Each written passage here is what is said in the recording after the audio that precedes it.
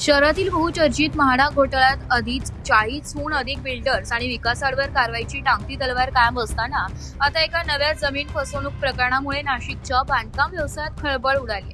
NA plot बनवून देण्याचे आणि विक्रीचे आमिष दाखवून गुंतवणूकदारांची कोट्यवधींची फसवणूक केल्याप्रकरणी शहरातील नामवंत बिल्डर्स आणि विकासकांविरुद्ध सरकारवाडा पोलीस ठाण्यात फसवणुकीसह एमपीआयडी महाराष्ट्र ठेवीदारांच्या हितसंबंधाचे संरक्षण कायद्यान्वये नवा गुन्हा दाखल करण्यात आला.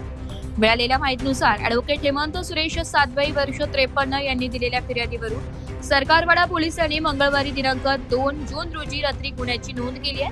त्यानुसार संशयित जितेंद्र मनोहरदास ठक्कर, काश्मीर राजेंद्र शहा, अनघा यशवंत गुजर, बाबूलाल मणिलाल शहा, राजेंद्र बाबूलाल शहा, रोहित मणिलाल शहा, सुरेंद्र मणिलाल शहा, अश्विन गोवर्धन दास जसपरा, राजेंद्र रसिकलाल शहा आणि संस्थेचे पदाधिकारी शरद कुटे व भास्कर आनंदराव पवार अशा एकूण 11 जणांविरुद्ध भारतीय न्याय संहिता कलमे आणि महाराष्ट्र ठेवीदारांच्या अधिनियम अन्वये गुन्हा दाखल केला. हे संपूर्ण प्रकरण मखमलाबाद शहरातील जुना सर्वे नंबर 388-389 मधील वकीलनगर कोऑपरेटिव्ह हाऊसिंग सोसायटीच्या नियोजित अभियानाशी संबंधित आहे. सातबाई यांनी सन 1998 मध्ये या सोसायटीचे सभासदत्व घेतले होते.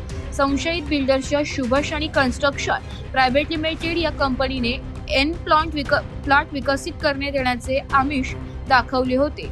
यानंतर सातबाई यांनी प्लॉट नंबर 125 क्षेत्रफळ 360 चौरस वर साठी संपूर्ण रक्कम भरली आणि त्यांना लेटर ऑफ अलॉटमेंट देखील देण्यात आली. परंतु संशयितांनी कायदेशीर खरेदी करून देण्यास टाळाटाळ केली.